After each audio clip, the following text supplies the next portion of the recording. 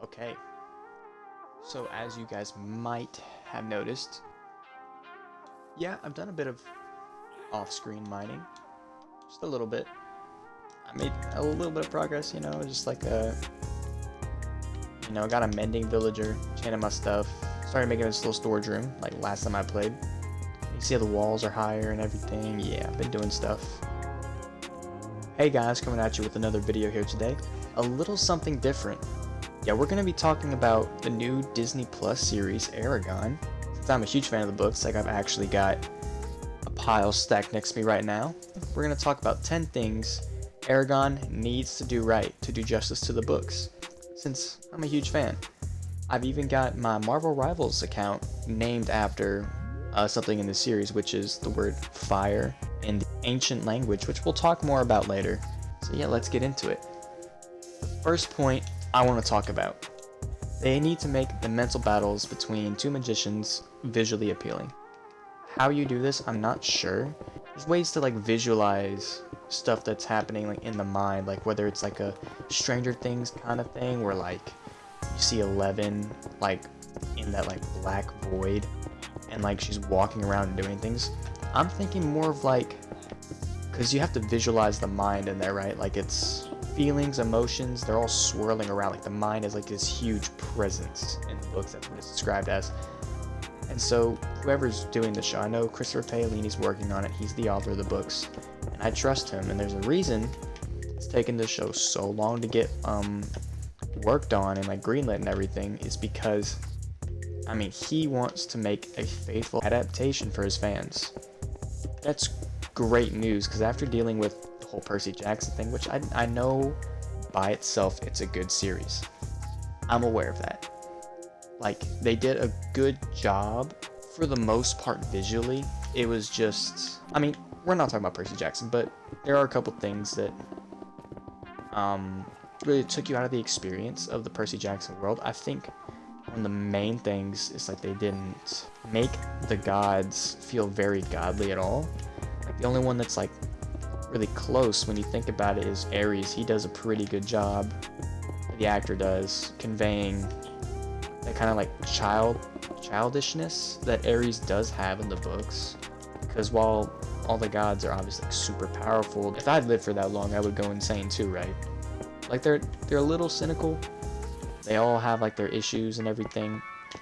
But in the Percy Jackson show, like it was especially evident with Hades that they weren't going to like try very hard to make the gods seem super powerful, because I messed this up. Because in the show, he's just some like sleazy a little bit. He's not necessarily, he doesn't strike you as very godlike, which is in the book.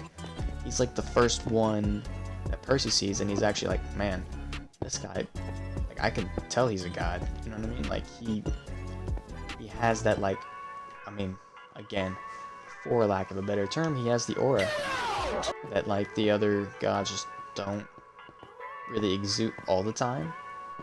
Like obviously we know how powerful they are and everything, but the issue with that is like you don't really get to see, like nothing feels super like weighted, right? And we'll talk more about like Disney and their adaptations and what I hope they don't do. And the second point, you have to make the dragons beautiful. I understand that it's CGI and it's going to be difficult, but they need to be visually appealing. You can't have dull looking dragons, which is actually, I have another point on here that we're just going to skip ahead to basically. But like you need to make the world colorful. It can't be like super monotone, serious, because a lot of what makes this series so great is like the magic in it, right? And a lot of what the magic does is like breathe life into things, especially like in Esmeralda. It's not Esmeralda. I'm thinking of like the meme with Tyler the Creator. I can't remember how you're supposed to say the elf's homeland. You need to make the dragons beautiful. You need to make the world visually appealing and colorful. You don't want to make this super serious, gritty. Like, you want it to be lighthearted in a sense sometimes, because Eragon, I mean, he is a teenager, right? Like, and in the book, stuff does get serious for him real quick, but you can't have serious Eragon all the time because he's not there yet and is like training and whatever to be a dragon. Sorry for spoiling this. He's gonna be a dragon rider. I mean, it's a dragon's on the cover of the book. Like, it's not hard to understand that that's gonna happen. My next point number 3, make the elves look elvish, the dwarves look dwarvish, and you gotta make the Urgles look menacing and ugly and all this stuff, because, oh man, I don't even want to speak about this, but the movie, that movie was horrible. I don't even, I can't even think about it. It really is that bad. So basically, if you took everything the Lord of the Rings ever did well with like costume design and all these like camera tricks to make the dwarves look short, like if you took like just one of those things and applied to Eragon, it'd be like 10 times better, because like, again, you don't want to be taken out of this experience. This world, like in the book, it's beautiful. Like, it's small, it's got a desert in the middle, and then there's like this big elven forest, these giant mountains in the south, there's all these human towns. Basically in the west, there's all the dwarvish stuffs, and like in the south, all the elf stuffs in the north. You have like these mountain ranges that border the sea, and a lot of places are valleys, and obviously like they're settled along the river. Like, I'll put a map up on the screen. You need to make the costumes look good. Like, you should really invest in your costume department more than, like, I don't know who you could find that does like who's like at Disney that would do a good job, but I'm sure there's a lot of talented people that would care enough about this project and source material, because again, the author is helping screenwrite the series, which whenever they're allowed to do that, it's proven to be, you know, good. Like Percy Jackson, like the show, it's good, it's just not very book accurate to me for like some of the reasons that we're going to get into later and whatever. Like, can't help but compare like a Disney series to like an upcoming Disney series. Like, it's hard not to. Point number 4, and this is something that's very important for like the entirety of the series, because it doesn't really pay off towards the end until towards the end. You need to make Galbatorix, you need to make him menacing. Like, basically, he can't just be like, oh, the king in the distance that we don't have to worry about. He always has to be looming, because that's how it is in the books. The guy he's scary, and he can come and wipe you out at any moment. Like, he is that powerful. Like, he is the big bad for the entire series, and if you don't stress the importance of that, then like a lot of decisions that the characters make don't have much weight, because and like avoiding all the towns and the way that magic works, which is another point I'll get to in a second. Like, you need to make your king menacing. Like, this guy killed, everyone knows this. Like, it's something that everyone in the world knows. As soon as you open the book, basically, everyone knows that King Galbatorix killed off all the dragon riders and took over the throne. Actually, time out. We need to talk about something. This series is heavily, and I mean heavily, similar to the story of Star Wars. It's kind of more of a basic fantasy kind of book. Like, it's not super in-depth, and I understand that it doesn't get like super nitty-gritty and super fantastical. It's still pretty grounded. It is heavily based on Star Wars. The author of the book, Christopher Paolini, when he wrote the first book, the guy was 15 and he was a Star Wars nerd. Okay, so when he wanted to create like a book series, he was heavily inspired by Star Wars. That's just something I had to get out the way, and people will obviously make parallels when the show comes out, and it's like, yeah, the original source material is like pretty much based directly on Star Wars. Okay, with that out the way. Yeah, point number 4 again. Just make sure your villains are villainous.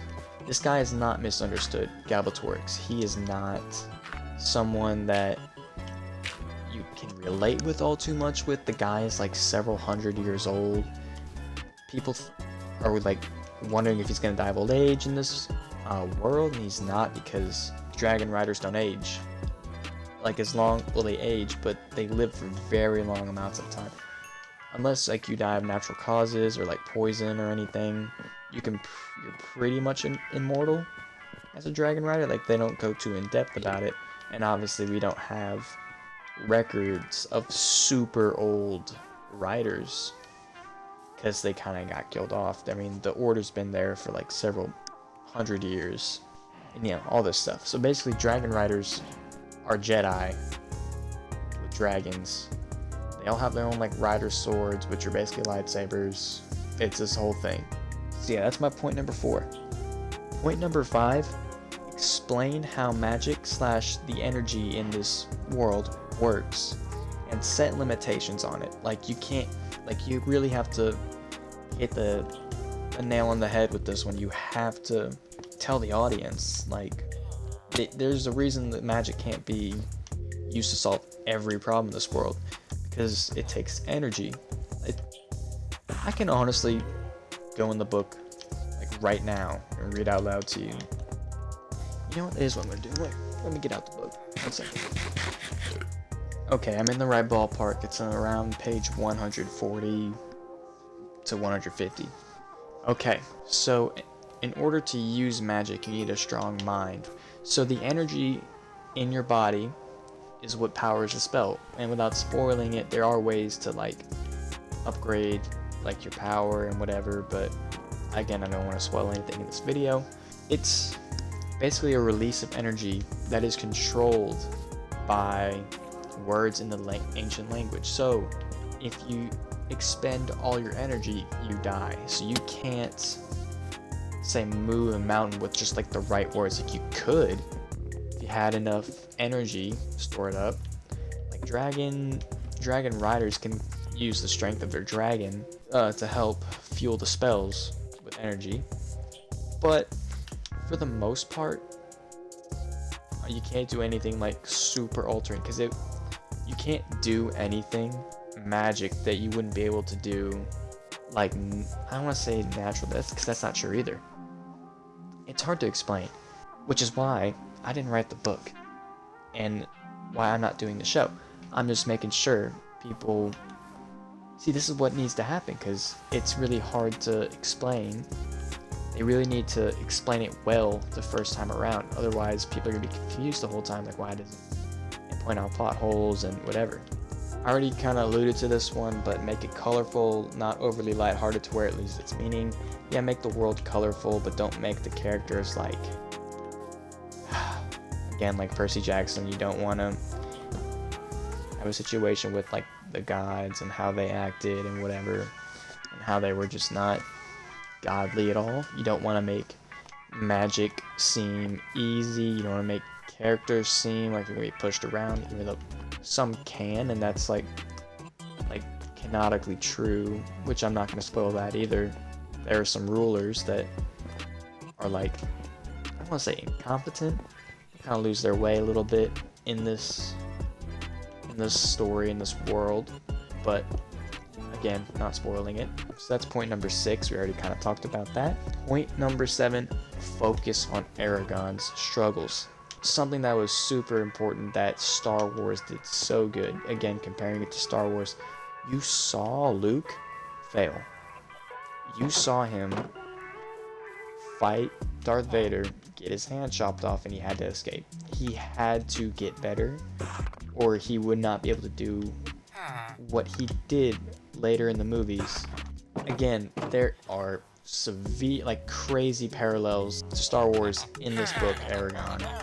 And one of those things is a training arc that does, I don't want to spoil anything, it does happen with a Yoda-like figure at some point make sure he's not everything just comes easy to him, like a Rey Skywalker thing, which, by the way, I know I just said Rey Skywalker, but that's only because it's with Disney. I was just like researching like similarities between whatever, and they said Skywalker, but y'all know she's Palpatine. Anyway, point number 8. Okay, and this is the more spoiler-free section of what I'm talking about. So I'm gonna have a timestamp right here that you can skip ahead to hear my closing remarks and whatever.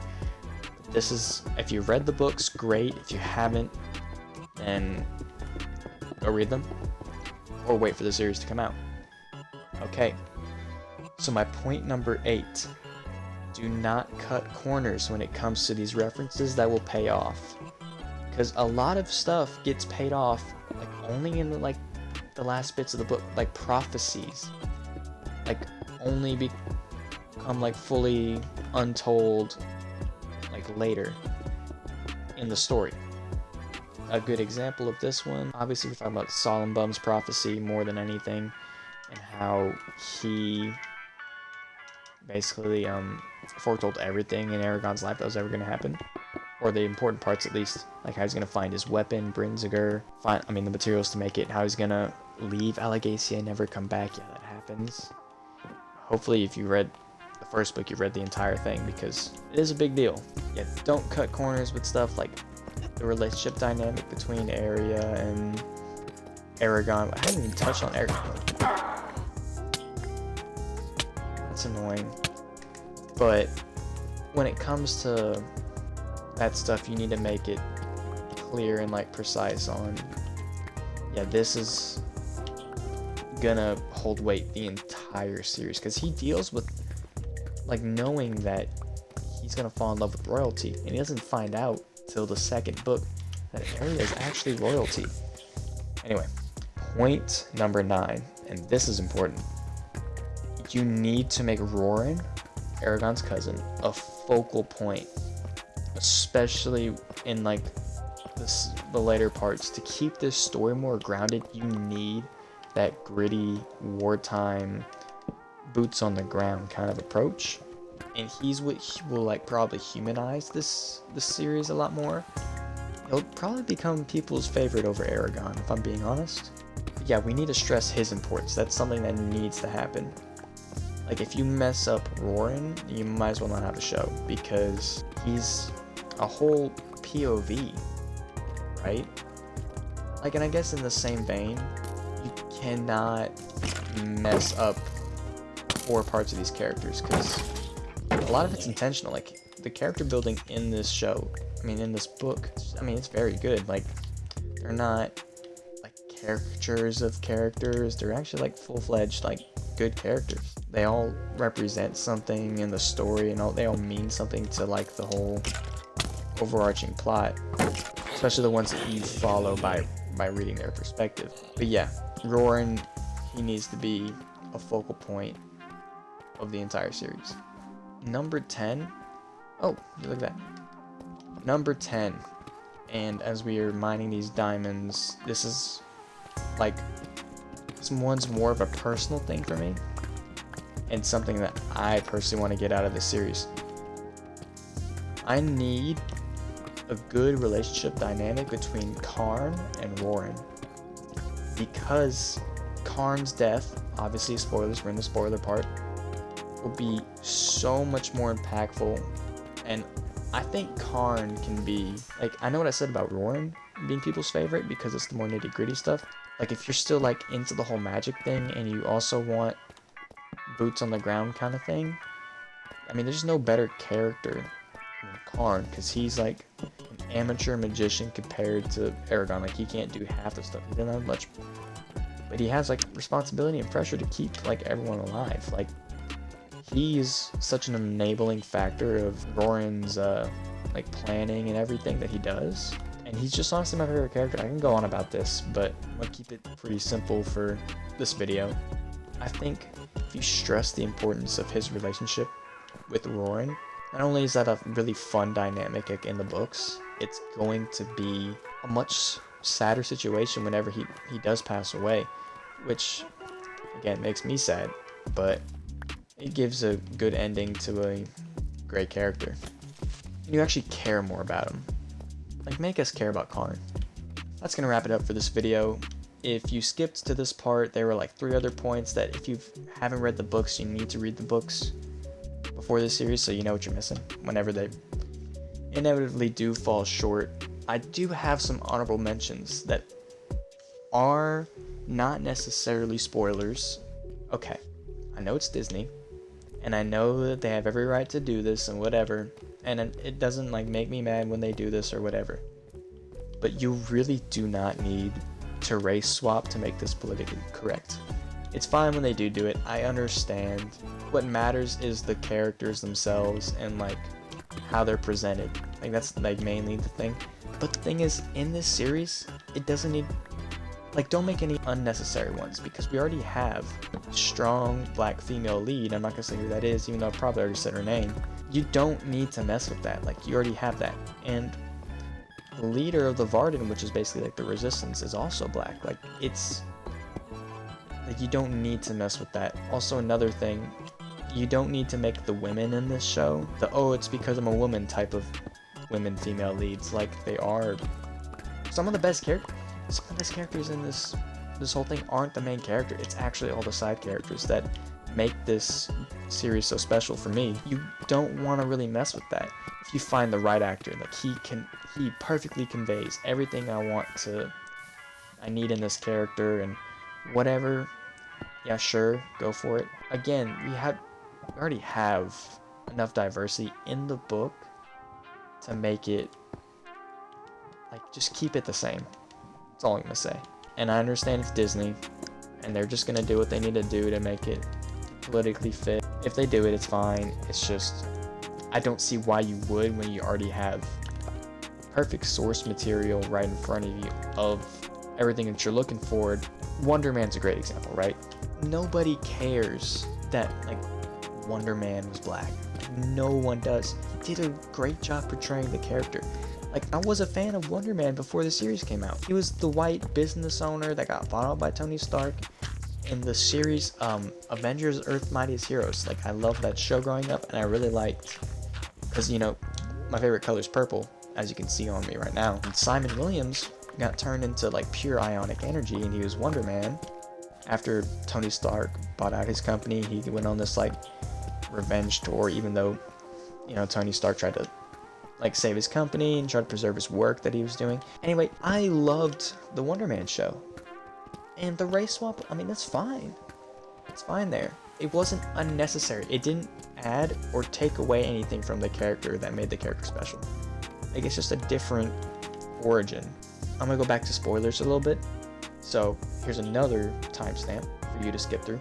Obviously, if you're gonna make someone like Braum, like black or Mexican, like Latino or whatever, you have to make Eragon half of whatever that is, or full, and then just make Selena, his mother, like the same. And it's gonna be like all the more obvious if Eragon's mixed and Braum is just like black, and then like Lauren is white, Garrow's white. Like, it's so obvious. Just don't do it just to be politically correct.